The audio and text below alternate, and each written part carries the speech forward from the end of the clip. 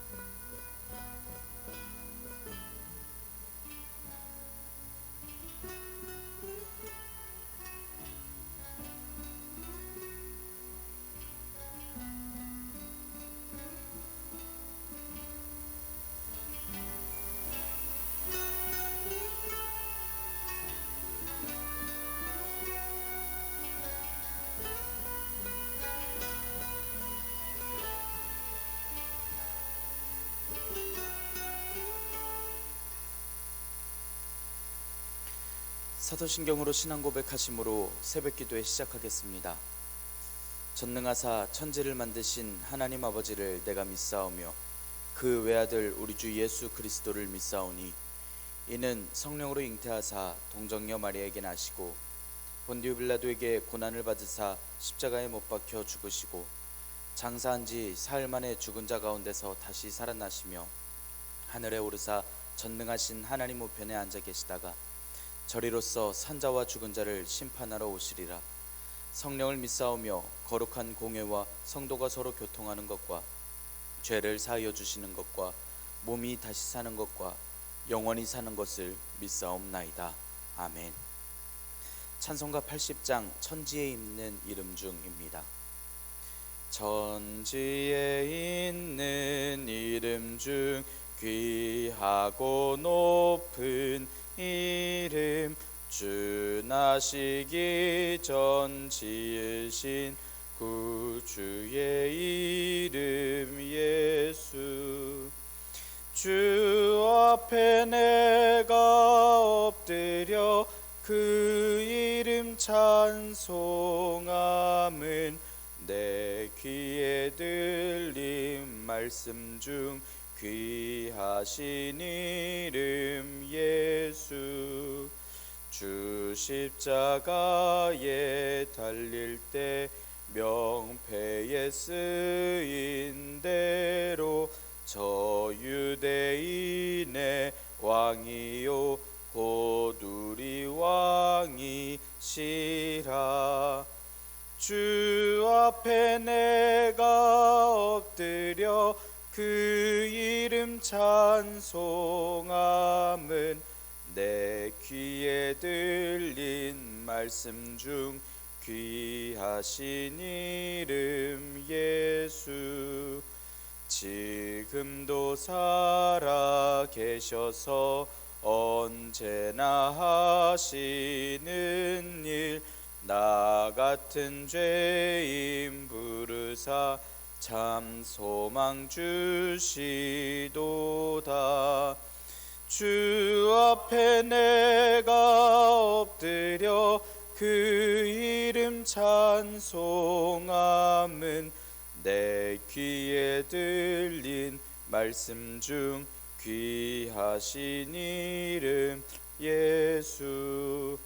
주 예수께서 영원히 어제나 오늘이나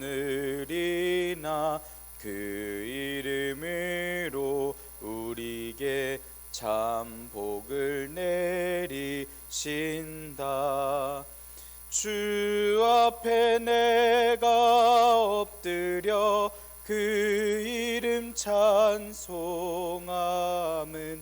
내 귀에 들린 말씀 중 귀하신 이름 예수. 아멘. 은혜롭고 자비로우신 하나님 아버지, 오늘도 새 하루를 허락하여 주시니 감사합니다. 주님의 부르심을 듣고 모인 저희들 하나님께 찬양하고 기도할 때 들어주시오며 저희를 받아 주시옵소서. 하나님, 저희들에게 성령님의 권능을 허락하여 주시니 감사합니다.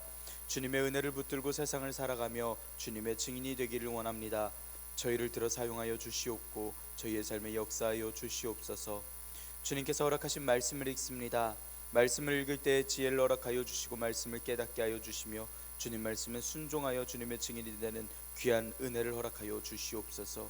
그리하여 이 세상에서 또한 우리 교회에서 덕을 쌓을 수 있는 힘과 능력과 은사를 허락하여 주시옵소서. 이 모든 말씀 우리 주 예수 그리스도의 이름으로 기도드리옵나이다. 아멘. 사도행전 4장 1절에서 12절의 말씀입니다. 사도들이 백성에게 말할 때에 제사장들과 성전 맡은 자와 사두개인들이 이르러 예수 안에 죽은 자의 부활이 있다고 백성을 가르치고 전함을 싫어하여 그들을 잡음에 날이 이미 저물었으므로 이튿날까지 가두었으나 말씀을 들은 사람 중에 믿는 자가 많으니 남자의 수가 약 5천이나 되었더라. 이튿날 관리들과 장로들과 서기관들이 예루살렘에 모였는데 대제사장 안나스와 가야바와 요한과 알렉산더와 및 대제사장의 문중이 다 참여하여 사도들을 가운데 세우고 묻되 너희가 무슨 권세와 누구의 이름으로 이 일을 행하였느냐. 이에 베드로가 성령이 충만하여 이르되 백성의 관리들과 장로들아, 만일 병자에게 행한 착한 일에 대하여 이 사람이 어떻게 구원을 받았느냐고 오늘 우리에게 질문한다면 너희와 모든 이스라엘 백성들은 알라. 너희가 십자가에 못 박고 하나님이 죽은 자 가운데서 살리신 나사렛 예수 그리스도의 이름으로 이 사람이 건강하게 되어 너희 앞에 섰느니라. 이 예수는 너희 건축자들의 버린 돌로서 집 모퉁이의 머릿돌이 되었느니라. 다른 이로서는 구원을 받을 수 없나니 천하 사람 중에 구원을 받을 만한 다른 이름을 우리에게 주신 일이 없음이라 하였더라. 아멘. 오늘도 하나님께서 예배의 자리에 함께 하시는 여러분들에게 크신 은혜와 평강을 내려주시기를 원합니다. 함께 사도행전의 말씀을 읽고 있습니다. 사도행전의 말씀은 예수님께서 행하심과 가르치심과 사도들의 행적을 기록한 말씀입니다. 제자들에게 예루살렘을 떠나지 말고 하나님의 약속을 예수님께 들은 것을 기다리라고 하신 말씀을 들었습니다. 예수님께서 승천하신 뒤에 가룟 유다에 이은 마띠아가 사도로서 뽑혔습니다. 오순절에는 성령님께서 강림하시고 제자들은 각 나라의 방언으로 이야기를 합니다. 이를 보며 세술에 취했다라고 조롱하는 이들에게 베드로 사도가 설교를 합니다. 베드로 사도의 설교를 들은 이들 중 세례를 받기로 한 사람이 3천이나 더했고 이들은 교회의 모습을 가지고 교회의 모임을 갖게 됩니다. 이후에 베드로 사도는 요한과 함께 나면서부터 못 걷게 된 이를 만나게 되어 예수님의 이름으로 일으키는 기적을 보였고 사람들은 이를 보며 놀라고 솔로몬의 행각에 모여 베드로 사도가 전하는 예수님을 증언하는 이야기를 들었습니다. 오늘 말씀은 사도들이 예수님의 부활을 전하는데 이를 싫어하였던 사두개인들이 사도들을 가두는 이야기로서 시작이 됩니다. 무슨 권위와 누구의 이름으로 이런 일을 행하는지 사도들이 신문을 받게 되지만 성령님께서 베드로 사도에게 충만하게 임하여 주십니다. 이에 베드로 사도는 예수님의 이름으로 치료받은 이가 건강하게 되었음을 이야기를 하며 하나님께서 유일하게 주신 구원의 이름을 전하는 말씀입니다. 성령님께서 충만하게 임하여 주셔서 예수님의 뒤를 따르고 하나님의 역사하심을 전하던 사도들의 담대함과 복음을 전하는 모습이 오늘 우리에게도 있고 우리가 증인된 삶을 살기를 결단하며 또한 소망하기를 원합니다. 주님께서 기뻐하시는 주님의 사도들이 되는 저 여러분들이 되기를 간절히 소망합니다. 1절의 말씀 함께 읽겠습니다. 사도들이 백성에게 말할 때에 제사장들과 성전 맡은 자와 사두개인들이 이르러 성전 미문에 앉아있던 나면서부터 걷지 못하던 사람을 고쳐주고서 난 후의 일입니다. 사람들이 깜짝 놀라 모여서 솔로몬의 행각으로 모여서 이야기를 하는데 고치신 분은 베드로가 아니라 예수님께서 행하신 것이다 라고 선포를 하였습니다. 고치신 분 예수님으로만 구원을 얻을 수 있으니까 너희도 돌이켜서 악행을 끊고 예수님을 영접하라고 이야기합니다. 이 말씀 이후에 사도들은 사람들에게 예수님께서 주셨던 사랑, 말씀, 바로 그 복음을 전했습니다. 이런 모습들을 본 유대 종교 지도자들이 하나님을 섬긴다라고 이야기를 하면서 자신의 권력을 지키기 위해서 애를 쓰는 바로 그러한 사람들이 마치 예수님을 모함하고 곤란하게 하려고 했었던 그 모습들처럼 사도들에게 똑같은 일을 행합니다. 하지만 베드로 사도는 이에 물러서지 않고 성령님의 충만하게 하심에 힘입어 예수님의 복음을, 하나님의 아드님이신 예수님의 복음을 전하는 데 힘씁니다. 백성들을 향한 사도들의 가르침이 있었습니다. 하나님의 아드님이신 예수님께서 이 땅에 오셨고 그분을 너희들이 죽이고 말았음을 이야기하고 있습니다. 너희들이 예수님을 죽였지만 하나님께서 예수님을 다시 살리셨다라고 이야기합니다. 예수님을 보내시고 살리신 하나님께 돌아오라고 하는 말씀, 즉 복음을 전하고 있습니다. 그런 때에 제사장들과 성전 맡은 자와 사두개인들과 또 사두개인들이 와서 사도들을 견제합니다. 제사장들은 유대인들의 최고 법원의 공회인 산헤드린에 속해 있는 권력자들입니다. 예배의식을 집행하는 성직자들이었고 허락 없이 군중들을 모아놓고 연설하는 사람들이 있으면 그 사람들은 제사장들의 권위를 침범한다라고 생각하던 사람들입니다. 예수님을 십자가에 못 박아 죽인 일에 앞장섰던 사람이고 언제나 복음을 핍박하던 이들입니다. 성전 맡은 자는 사두개파 출신 레위인으로 구성되어 있고 로마에게 영향을 받고 있던 사람으로 생각되는 사람들로서 대제사장 다음 가는 지위의 사람들입니다. 사두개인은 전통이 있던 사람들로서 레위지파 출신의 제사장들을 포함한 지위 높은 사람들의 정통을 주장하던 사람이었고 초자연적인 것을 부인하고 메시아 그리스도도 부인하고 특히 부활을 믿지 않던 이들입니다. 이런 이들이 예수님의 사도들 앞에 서 있으니 사도들이 당할 일은 뻔합니다. 2절에서 4절의 말씀 함께 읽겠습니다. 예수 안에 죽은 자의 부활이 있다고 백성을 가르치고 전함을 싫어하여 그들을 잡음에 날이 이미 저물었으므로 이튿날까지 가두었으나 말씀을 들은 사람 중에 믿는 자가 많으니 남자의 수가 약 5천이나 되었더라. 제자들이 예수님을 증언하고 있으니 자신들의 입지가 좁아지고 사람들이 저쪽에 집중을 하고 있으니 또 자신들의 인기가 없어지는 듯합니다. 게다가 이들이 사람들을 모아놓고 연설을 하는 그런 불법을 한다라고 생각을 하기도 하고 또 자신들이 싫어하고 있는 부활에 대한 이야기를 하였습니다. 사도들이라는 그 무리의 이야기를 좋아할 수가 없습니다. 그래서 그들은 제자들을 체포하여 가두고 가르침을 방해하고 있었습니다. 많은 사람들이 예수님의 제자들의 가르침을 듣습니다. 그 중에 믿은 남자만 5천 명이니까 함께 있던 여자들까지도 포함을 하자면 훨씬 더 많은 수의 사람들이 예수님의 제자들의 가르침을 듣고 변화하였습니다. 하나님께서는 나면서부터 걷지 못하던 사람에게는 걸을 수 있는 회복의 은혜를 더하여 주셨습니다. 그리고 믿음이 없던 혹은 애매한 믿음을 가지고 있던 이들에게는 이 일을 시작으로 복음을 듣게 하셨습니다.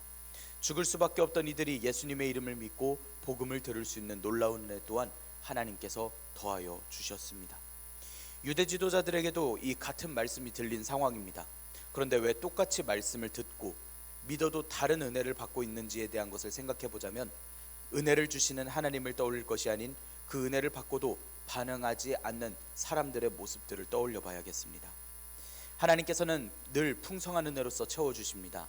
우리를 우리보다 더 잘하시고 가장 필요한 것과 적재적소에 알맞은 은혜를 베풀어 주시고 차고 넘치게 부어주십니다. 우리가 생각한 그 어떤 것보다 좋은 것을 주시며 좋으신 하나님 되십니다. 그 은혜를 받고 복음을 들었을 때의 반응은 어떤 곳에서는 남자만 5천이 넘는 이들이 믿었지만 어떤 곳에서는 이 은혜를 전하는 이들을 죽이려고 하고 있는 그러한 반응을 보이고 있습니다. 우리가 오늘날 말씀을 듣고 말씀대로 살고자 하는 주님의 사도들이 되기를 원합니다. 하나님께서 늘 베풀어 주시는 은혜를 깨닫고 주님께서 베푸시는 은혜에 대해서 올바르게 대답할 수 있는 사도들이 되기를 원합니다. 베푸시는 은혜를 감사하며 살아갈 수 있는 저와 여러분들이 되길 원합니다. 모든 일에 하나님께서 쌓을 곳 없는 은혜를 더하여 주십니다. 5절 6절의 말씀 함께 읽겠습니다.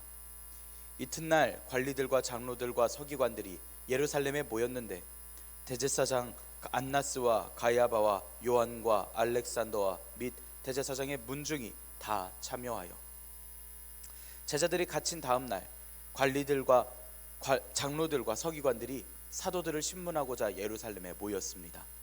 아까 말씀드렸던 대제사장에 속한 산헤드린 공의회는 유대의 최고 법원이었기 때문에 사형을 제외한 모든 일들을 결정할 수 있는 곳입니다. 6절에서 말씀하는 대제사장 안나스는 예수님을 재판하던 때에 함께 있던 유대 나라의 원로입니다. 사위인 가야바를 세워서 계속 영향력을 행사했던 사람이고, 가야바는 안나스를 이어서 18년간 대제사장 일을 하였습니다. 둘 다 예수님을 처형하는 데 앞장을 섰던 사람들입니다. 이어서 나오는 요한과 알렉산더에 대한 설명은 성경에서 볼 수 없지만 안나스의 아들들 정도 되지 않을까 추측해 볼 수 있는 이들입니다. 그 자리에는 대제사장의 문중들이 함께 참여하였습니다. 이건 사도들에게 대대적인 처벌을 내리려고 이들을 모이게 한 것이었습니다. 이미 이렇게 처형을 당한 분이 있으셨으니 그분은 바로 예수님이셨습니다. 이 사람들은 예수님께서 처형당하시면 다시는 이런 반역과 같은 일이 없을 것이라 생각했는데, 본인들이 처형했던 그 예수님의 제자라는 이들이, 사도라는 이들이 나타나서 걷지 못하는 일을 걷게 하는 그 놀라운 일을 보였습니다. 그래서 이제 재판이 시작됩니다.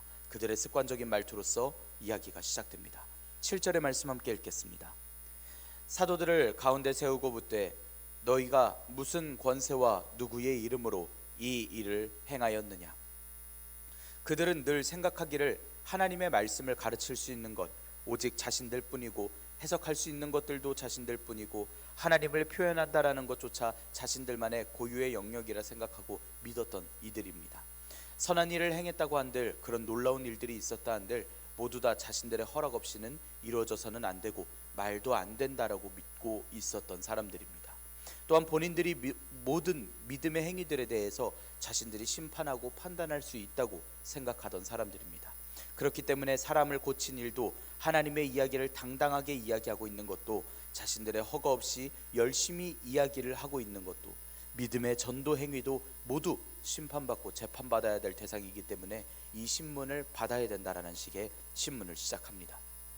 예수님께서 성전에 오르셨을 때 성전에서는 장사판이 벌어졌던 일이 있었습니다. 멀리서 오는 사람들이 동물이 상해서 온전한 제물로서 제사를 드리지를 못하니 사람들은 그곳에서 동물을 사고 팔고 또 드려야 되는 헌금을 바꿔주고 거슬러주는 그런 장사판이 벌어졌었습니다. 그 현장에서 예수님께서는 그 장사하는 이들을 모두 내쫓으신 일이 있었습니다. 그때도 그들은 예수님을 죽이려 하며 똑같은 말을 했었습니다. 대체 무슨 권세로 성전을 엎으십니까? 라는 질문이었습니다. 이런 일이 있었으면 제자들, 사도들도 잘 알고 있습니다. 그럼 이런 일이 있은 후에 어떤 결과가 생길지에 대한 예상도 할 법합니다. 하지만 사도들은, 특히 베드로 사도는 그에 대해서 겁을 먹지 않습니다. 성령님께서 충만하게 임하여 주셨기 때문이었습니다. 8절에서 12절의 말씀 함께 읽겠습니다. 이에 베드로가 성령이 충만하여 이르되 백성의 관리들과 장로들아, 만일 병자에게 행한 착한 일에 대하여 이 사람이 어떻게 구원을 받았느냐고 오늘 우리에게 질문한다면 너희와 모든 이스라엘 백성들은 알라.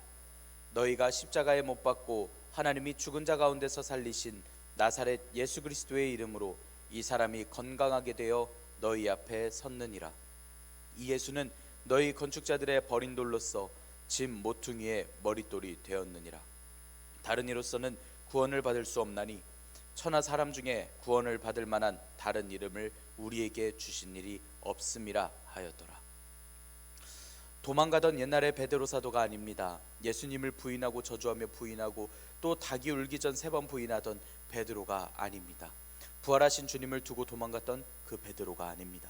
성령님의 충만하게 하심을 입은 베드로 사도는 달라졌습니다. 자신을 신문하려고 하고 있던 사람들을 보며 그 신문하는 그 장소에서 적극적인 설교를 해냅니다. 이 자리는 심판의 자리입니다. 보통 같았으면 어떤 진리를 이야기를 하던 간에 이곳에서 잘못되면 사회적인 사형을 당할 만한 그러한 자리입니다. 사회적으로 퇴교를 당하는, 사회적으로 상당한 불이익을 취할 수 있는 그 자리에서 다시는 안 그러겠습니다, 조용하겠습니다 라고 한마디만 하면 될 그 권위적인 자리에서 베드로 사도는 오히려 설교를 합니다. 병자에게 행한 착한 일에 대해 어떻게 구원받았냐라고 묻는다라면 너희가 십자가에 못 박아 죽인 예수 그리스도, 하나님께서 죽은 자 가운데서 다시 살리신 예수 그리스도, 그 나사렛 예수 그리스도의 이름으로 이 사람이 건강하게 되어서 너희 앞에 서 있다 라고 이야기를 합니다. 또 시편 118편 22절의 말씀으로써 예수님께서는 버림받은 돌이라고 이야기를 하며 건축가를 종교 전문가들의 빗대서 이야기를 합니다. 대제사장 또 유대 당국자들한테는 버림을 받으신 듯한 그러한 예수님의 모습이었지만 예수님께서는 집 모퉁이의 머릿돌이 되셨다라고 이야기합니다. 하나님 나라와 교회가 터로 삼는 기초석이 되셨다라고 분명하게 전하고 있습니다. 또한 하나님께서는 예수님 말고 다른 이로 구원을 얻게 하지 않으셨다고 천하인간이 구원을 얻을 만한 다른 이름은 주신 일이 없다라고 단언하여 이야기합니다. 지금 상황은 유대 당국자들이 돌변해서 제자들을 베드로와 요한을 신성 모독죄로 처벌할 수 있는 상황에 처벌할 수 있는 그 발언을 서슴지 않고 그냥 이야기를 하고 있는 상황입니다. 베드로 사도도 이렇게 당차게 이야기했다가는 그 결과가 어떻게 되는지에 대해서는 아주 잘 알고 있습니다. 하지만 성령님의 인도하심으로써 충만하게 함을 받은 이 베드로 사도는 이렇게 전합니다. 자그마치 예수님을 죽인 그 세력들, 그 당사자들 바로 앞에서 예수님께서 이번 사건을 이루어 주셨고 모든 인간의 근원, 구원의 유일한 방법이시라는 것을 선포하고 있는 말씀입니다. 우리는 세상을 살아가며 이렇게 담대하게 선포할 기회는 없습니다. 시대가 좋아졌기 때문에 복음을 전하고 전도했다고 해서 관심 없다고 좋은 말로만 대답이 돌아오지 이렇게까지 과한 반응을 보이진 않습니다. 그런데 오늘날 상황은 이렇습니다. 늘 상황이 세상 방법의 근본을 두고 불의를 행하고 원수들은 우리의 도움이신 하나님을 전혀 개의치 않는 듯한 태도로 우리를 등지고 우리를 조롱하고 또 대적하기도 합니다. 때로는 마음에 의심이 생기고 괴로움과 외로움이 있을 때도 있습니다. 그런 때 믿음의 사람들이 성경에서 또 우리가 들어왔던 이야기 속에서 우리가 살아온 삶 속에서 어떻게 되었고 어떻게 무너져 왔는지 잘 알고 있고 어떻게 믿음으로써 다시 굳건하게 서왔는지를 우리는 잘 알고 있습니다. 마치 예수님께서 당하신 일을 누구보다 잘 알면서 다시 한번 그 복음 전도의 자리에 서고 있는 베드로 사도와 같습니다. 우리가 담대하고 또 선포할 수 있기를 원합니다. 세상이 듣고 싶어 하지 않는 그 대답을, 관심 없어 하는 그 대답을, 우리의 영혼이 움츠러들어서 듣고 싶어 하는 그 말을 언제 어디든지 우리가 선포하고 또 찬양할 수 있기를 원합니다. 이것은 우리의 능력이 없거나 근거가 없는 선포가 아닙니다. 성령님께서 도와주시고 충만하게 임하여 주셔서 권능을 허락하여 주십니다. 유일한 구원이신 예수 그리스도께서 우리를 사랑하시고 우리와 함께 하시며 능히 이기게 하실 것이고 담대하게 하실 것임을, 또 오늘날 우리의 자신감의 근거가, 우리의 선포의 근거가 예수님께 있음을 우리가 믿음 가운데 고백하고 찬양하고 자랑할 수 있는 우리가 사도들이 되기를 간절히 소망합니다. 기도하겠습니다. 은혜롭고 자비로우신 하나님 아버지, 저희들에게 소명을 허락하여 주시고 또 주님의 증인이 되게 하시니 감사합니다. 주님의 말씀을 순종하며 살아가는데 복음을 싫어하고 거룩한 자녀의 모습을 싫어하는 이들의 미혹과 핍박이 있어 왔습니다. 저희를 시험하고 미혹하였으며 힘들게 만든 일들도 또 저희들의 의심하는 마음들도 있었습니다. 주님의 사랑의 은혜에 변화되고 순종하는 이들도 있었지만 주님께서 당하셨던 어려움을 당하던 사도들을 이 말씀을 통해서 저희들이 오늘 살펴보았습니다. 저희들이 변화되고 순종하기를 원합니다. 적대하는 세력들을 향하여 성령님의 충만하심에 따른 선포를 할 수 있는 사도들이 저희가 되기를 원합니다. 주님의 복음을 담대히 선포하며 전도할 수 있는 사도들이 되게 하여 주시옵소서. 오직 주님께서 허락하신 은혜만을 저희들이 기억하고 고백합니다. 저희들의 믿음을 허락하여 주시옵소서. 오늘 하루 주님 말씀에 순종하며 살아갈 때 마음의 의심들이 거치고 주님의 감동으로서 충만하기를 원합니다. 저희를 인도하여 주시고 저희를 채워 주시옵소서. 이 모든 말씀 우리 주 예수 그리스도의 이름으로 기도드리옵나이다. 아멘. 하늘에 계신 우리 아버지여, 이름이 거룩히 여김을 받으시오며 나라가 임하시오며 뜻이 하늘에서 이루어진 것 같이 땅에서도 이루어지이다. 오늘 우리에게 일용할 양식을 주시옵고 우리가 우리에게 죄 지은 자를 사하여 준 것 같이 우리 죄를 사하여 주시옵고 우리를 시험에 들게 하지 마시옵고 다만 악에서 구하시옵소서. 나라와 권세와 영광이 아버지께 영원히 있사옵나이다. 아멘. 우리 이 시간 함께 오늘의 말씀을 지켜내기 위하여 함께 기도할 수 있기를 원합니다. 하나님께 믿음과 담대함을 허락하여 주시라고 우리 주님의 말씀을 증언하는 증인들이 되게 해주시라고 기도합시다. 성도들의 삶과 생활을 위하여서 함께 기도합시다. 주일학교를 위하여 또 청년들을 위하여서 함께 기도합시다. 군복무하고 있는 청년들, 또 유학길에 올라있는 청년들을 위해서 함께 기도할 수 있기를 원합니다. 시작할 줄로 믿게 되었습니다.